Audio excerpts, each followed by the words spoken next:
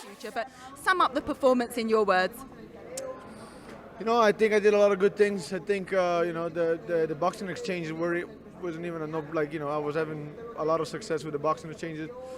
Story of this fight was the leg kick, you know, I guess. Sorry. No, yeah, I mean, I went back and I talked to my coaches, and you know, I think the 50-45 was definitely not the right decision, but you know, it is what it is. You know, at the end of the day, I'm 27 years old. You know, I'm gonna go back home. I'm gonna go back to the hotel. And I'm gonna go and run. You know, I'm gonna go and run and do like a 5 miles run.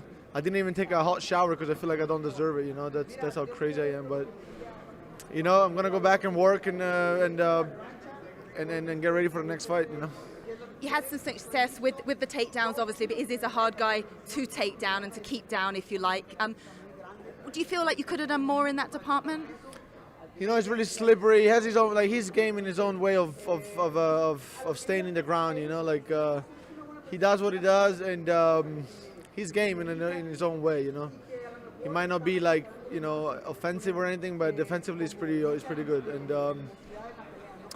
with that being said, you know, I had all the cards to beat him. You know, but I didn't, and I said coming in, I wouldn't have left no doubt, and even if I would have won, I would have left doubts, and you know, at the end of the day, I didn't do enough.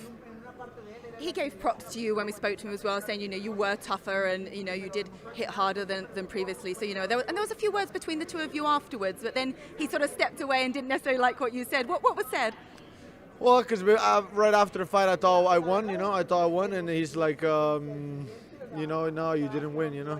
But he was like, you know, at the end of the day, respect. We don't like each other, but respect. And I say, you know what, like, you know, we shared the octagon for 8 rounds now, for like, you know, 40 minutes basically. At the end of the day, you know, got to give him some props.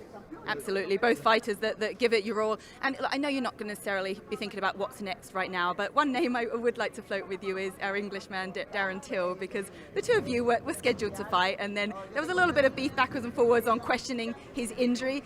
You know, Darren's fun on social media anyway. Is that a fight you'd still like to have? I mean, if he can show up, you know, eventually.